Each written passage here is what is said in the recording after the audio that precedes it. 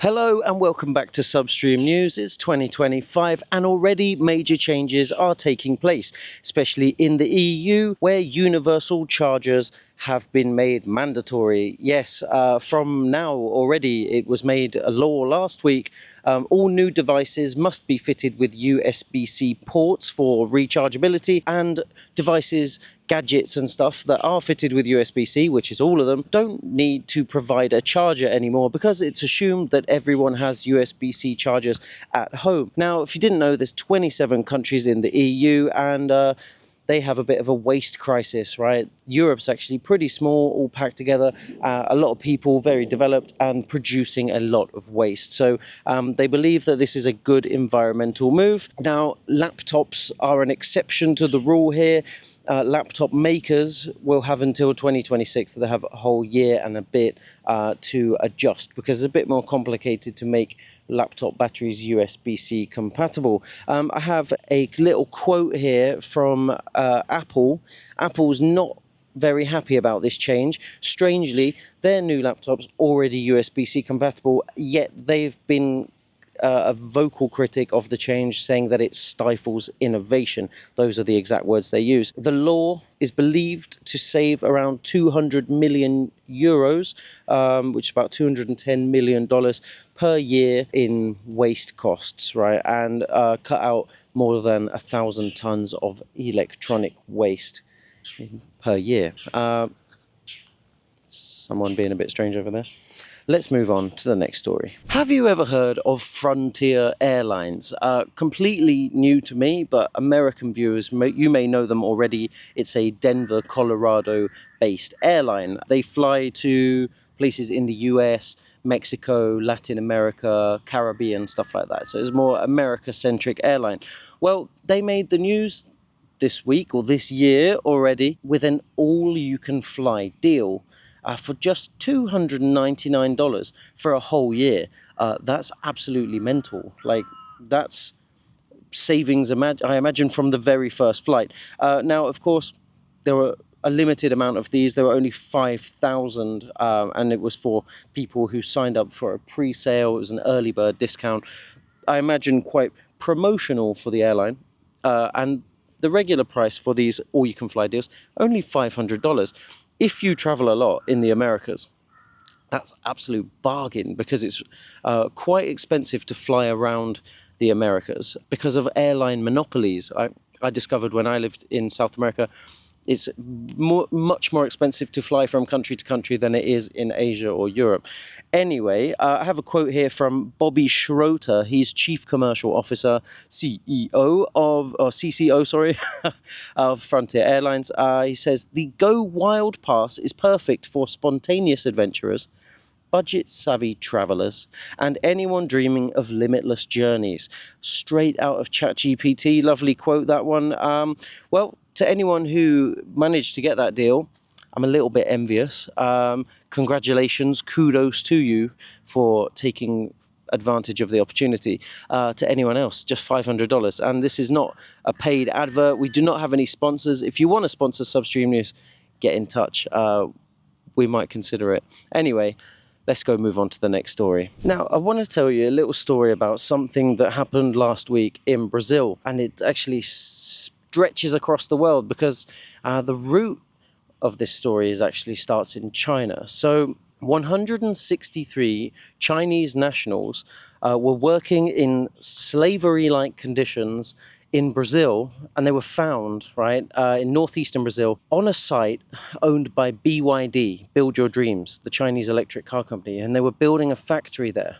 Now, investigators got a tip-off about these slavery-like conditions, which really is something like indebted servitude. So what happens is, they get the workers there, promise them good salary and opportunity and stuff, but then they hold their passport, they hold a high percentage of their wages, in this case 60%.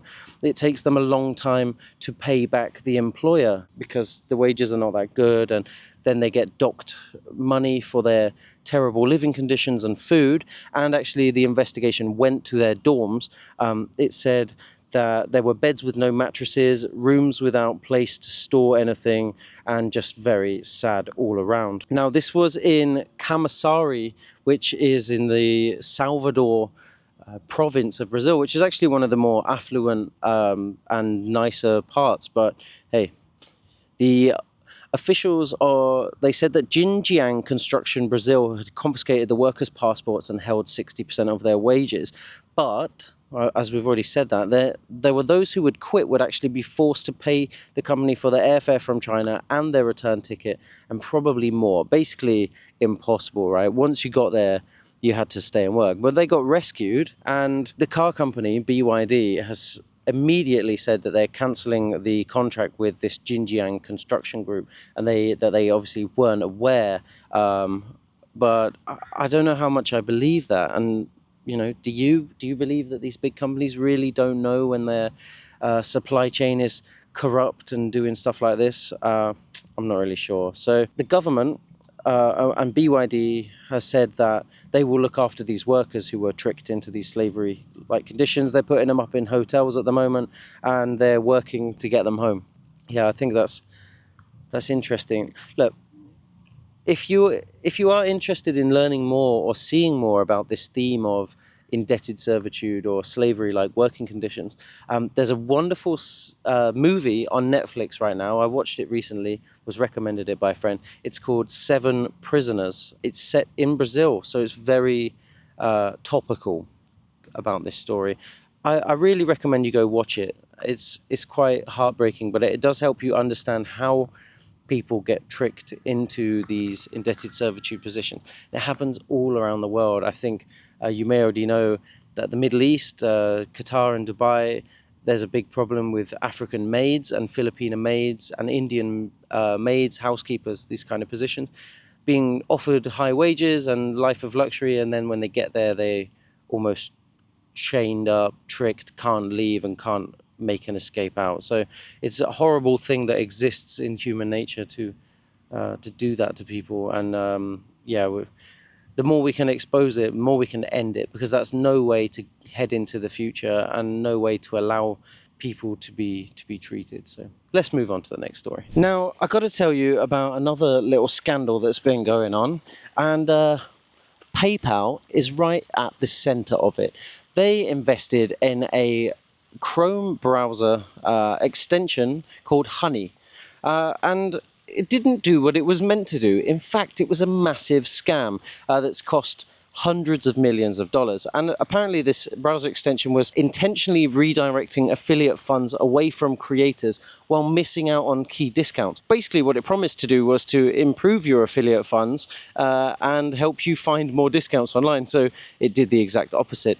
A investigation said that more than just a hindrance, it was actively scamming users out of the best deals and their creator revenue. Now, this whole scandal was brought to light by a YouTube channel called Megalag, and he explained how these tactics worked and how it scammed users out of their own money and finding good deals, stealing their affiliate revenue, and much more. It was actually replacing affiliate links with its own, which is so criminal. As a marketer, you'll know, anyone will know, but marketers especially will know that if somebody replaces your affiliate links, that's grounds to be furious. Anyway, yeah, it promised so much and people were quite excited about it, but the old adage seems proven once again. If it seems too good to be true, it probably is. Now, have you downloaded Honey? Have you used it? If yes, please let us know in the comments. And my knee's about to pop because I'm squatting here, so let's move on to the next story. It seems the US has started 2025 as it means to go on with more gun violence. So if you've seen the news this week, it's pretty horrendous. I think about 15 people dead from a extremist driving his car into a crowd of people, and then there was a shootout. And there was something last week and the week before. And it just seemed like every week there's a mass shooting in the US, and it's horrible. And that makes people think a lot more about their personal security and their business security. So this news in the first week of January is so America, unfortunately, with the current situation. of gun violence, that Walmart, the kind of number one grocery store in the US, has decided to trial putting body cameras on their staff, which I think is horrible thing to do, but almost a necessary evil, because so much theft, so much in-store violence against workers, so many armed people coming into the store.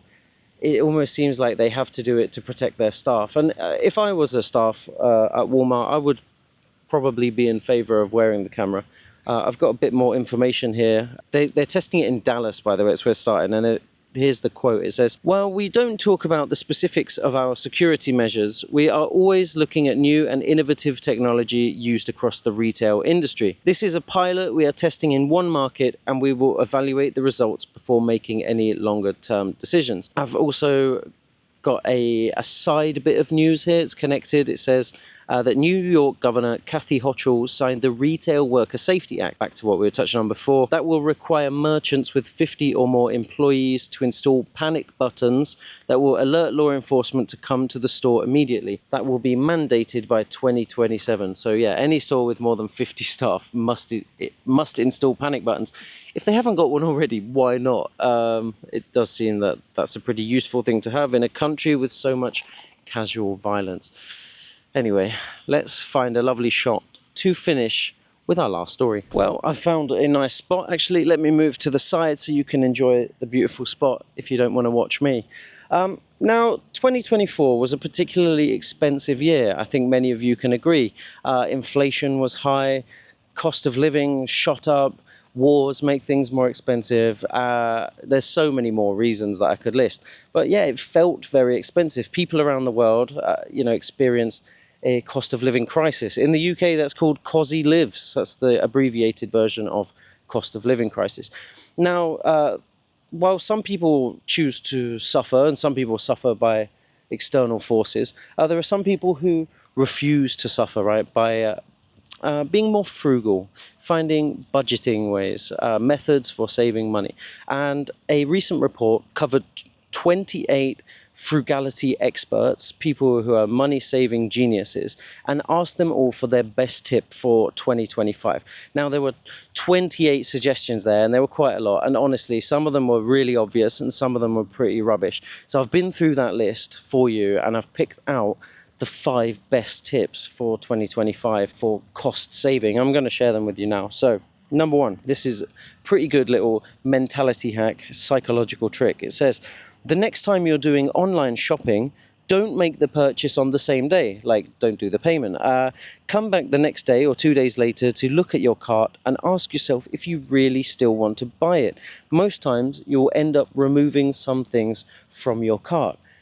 Pretty smart tip. Okay, number 2. Now this one seems obvious, but it's something that us adults seem to have forgotten, is make a packed lunch and coffee at home to take to work instead of drinking coffee out and paying for lunch. How much is a coffee in your local cafe and how much is lunch? You could easily be spending 15, 20 bucks a day on food and coffee that you could make at home for less than 5, let's say. So you'll save thousands a year with that one trick. Honestly, yeah, I save so much just by making a coffee at home before I head out. Okay, nice, easy one. You're not going to save much with this, but if you apply this for the rest of your life, you might. Cut your sponges in half after you buy them. Yeah, when you buy a pack of 5 sponges, cut them all in half. Now you've got 10 sponges. Does your sponge need to be that big? Probably not. Could probably be half the size and still work absolutely fine. Next one. This one I can vouch for. I live in a country where toilet paper is not as popular as bidets, right? Or a bidet, if that's how you want to say it. Bidets come in different shapes and forms, right? You've got the French style, which is like a little toilet next to your toilet. You've got the Thai or Asian style, which is some called the bum gun, right? It's like a hose coming out of the wall that you can control and squirt your bum. Or you can get a Japanese toilet seat, right? And, they have a little extendable bidet that comes and finds your booty hole to clean it for you. Or you can have a portable bidet, which is kind of like a water bottle with a nozzle that you can manually use to clean your butt. Now, changing to a bidet will save you loads on toilet paper, because toilet paper not only is expensive, but is As you may remember, during the pandemic, one of the first things to run out in times of crisis, it's something that people hoard and something you don't actually need if you have a bidet. It's also much cleaner. Yeah, there's 1,000 videos explaining why bidets are cleaner than toilet paper. I'm not going to get into it, but I believe it to be true. Coming from a toilet paper culture, moving to a bidet culture, bidet is superior. And finally, the last one also seems obvious, but isn't. After you do your grocery shopping, get home, unpack all your groceries, look at the expiry dates on all the stuff. Plan your meals based on expiry dates to reduce wastage. That will save you money. And guys, that's all 5 of the best tips that I found from that. And that's actually the end of the video. I've been going on for far too long, getting bitten by mosquitoes and ants, and I've also, as you know, shaved my head to start 2025. I'm gonna let it grow, and like all good things, I want them to grow this year. I want your income to grow, I want your cost savings to grow, I want your followers, your influence, your happiness, your relationships all to grow and flourish. And if you want to see us grow, go down and hit the subscribe button. And if any of these stories took your fancy, like good journalists do, we share all of our links in the video description so you can go and do further reading. Thank you so much for watching. I'm Joseph, this is Substream News, and I'm just going to go walk around this beautiful park. Thank you for watching.